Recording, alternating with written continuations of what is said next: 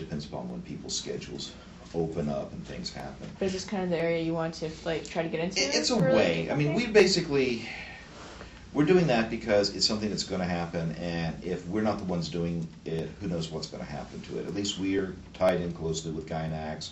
They're involved. We're now involved with Weta people. Everyone involved is interested in making something that's faithful to the idea of the original, as opposed to simply licensing off the name and coming back 3 years later and like, what is that? Original entertainment is something we're definitely interested in. Like right now I'm working on a TV series based on a David Weber novel, Mutineer's Moon. We've done the Lady Death OVA. We did a OVA based on Sin. We want to do more of that simply because there's so many great ideas out there that would work in the anime medium. So bringing those two things together seems to be a logical fit for ADV being an American company that is also a Japanese company. There's a lot of things we're trying, experimenting with. I mean, John and I have always had the basic philosophy that what we're really doing is we're selling our childhood.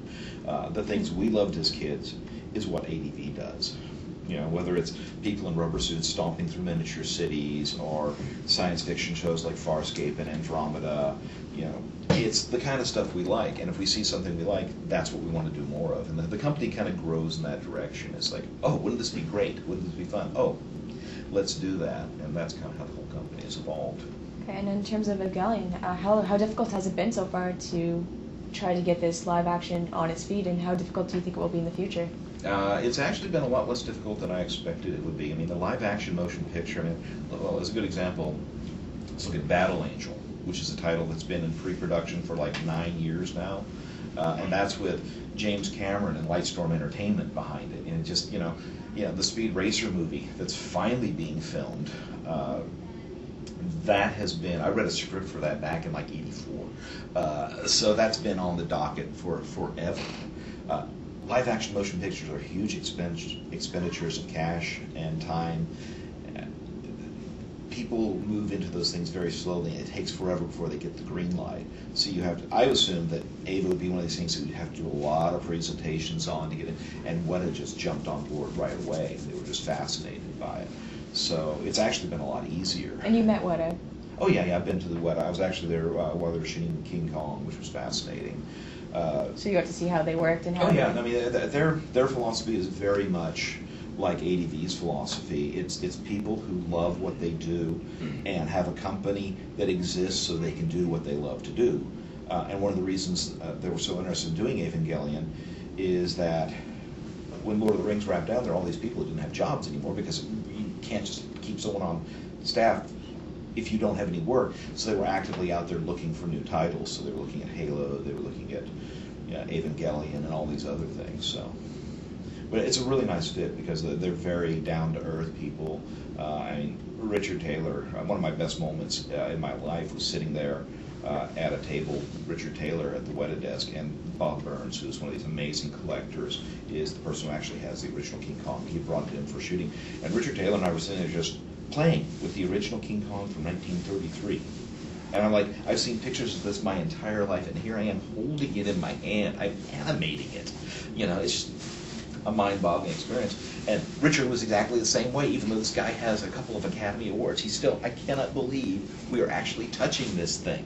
It's like a holy grail. It's just an amazing moment. So both companies wanted to touch on Evangelion, and they both want to produce it. Yeah, it's a fascinating, unique world. What I found great about the Weta people was the first thing they started thinking about wasn't like, oh, that fight seems so great. It was like, let's look at this world.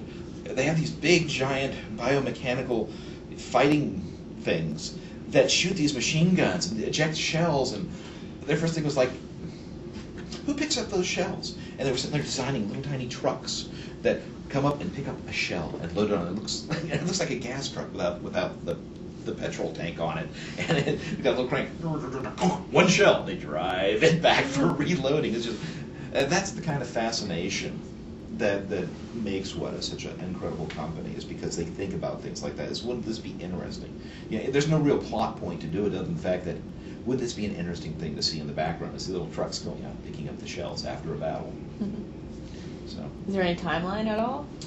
We are letting it happen as it will happen. Like I said, I'm hoping to see something in the next 2 years where people actually see filming a director in place and such? Talking with a couple of them right now. I'm covered by 1,000 NDAs on the live action motion picture, so I really can't talk about what's going on. Sure. Some fascinating things going on. So I've had some great experiences just going and talking to people who are turning out to be huge AVA fans. So It's great. it's great. How do you choose what special features go into your DVDs? There's two ways that happens. The first is that every DVD series we do, every series we do, has a producer and a director. They may be the same person. Lately, we've been splitting them in half. But they'll sit there and they'll go through all the materials the Japanese originally had and say, okay, what do they have? What do we have? The time and resources and the amount of time this DVD has to get out to actually put on the disc, if we actually have the rights to it. Quite often it turns out the extras were produced by a different company because of the way the Japanese system works, and you have to go and license those separately. And then for original extras, it's a question of what time is available and whose time, and what you come up with. You know, sometimes you are literally sitting there and you get a silly idea, and you say, what if we did this? And that's why the sock puppet's on the war, for example. Or is it Puni Puni Pumi? I think it is. Has the Pig Latin subtitle track. I think it is.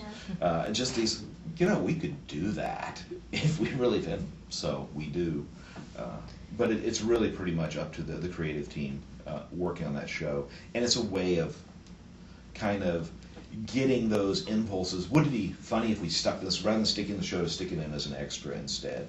So like on Excel Saga, all the fake commercials on the original release, because the guy who was doing the coming attractions does hundreds of commercials, and it was a case of just sitting them down, let's just riff on a bunch of classic commercials and see what we come up with, and then we stuck them in as interstitials on the DVD. So that's pretty much how it happened. I'm just wondering on your opinion on this particular topic. With some of the adaptations of anime into English, they actually took the characters' names and changed it into something either similar or totally different.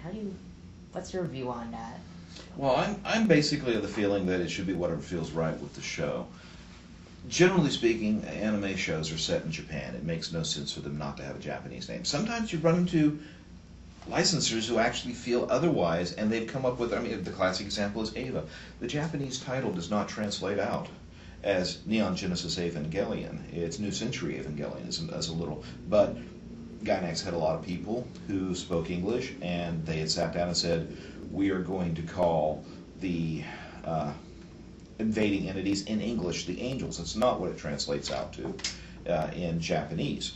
But that's what they wanted because that was the theme they were going for. I think apostle is closer, actually, translation. But they wanted to be angel for specific plot reasons, which I won't go into because they took about 6 days to really get the whole idea across. But there was a reason they wanted to call them angels, so they're angels. There have been a lot of shows where the title was determined by the Japanese, or where they've said, we really want this character's name to be an English name, so you have to respect the creators. Generally speaking, I would rather not do that, unless they're just completely open to it, or it's something where you're saying, well, this is not being made as an accurate reproduction for whatever reason. That's pretty much my opinion on it. There's also cutting out episodes from series where you have one thing happening and then it skips into something totally different. Like the 7 episodes missing from the first Sailor Moon series. Or Right, which was not our call. In the case of Sailor Moon, we were sub-licensing from another company, and that company was sub-licensing from Toei, but it came straight from Toei. They have decided that these 7 episodes are not going to go out. That's what they said. Okay, well, we're stuck with it. We can't do anything. And in fact, we were petitioning until the very last minute, please let us put these on there. They're only going out subtitled.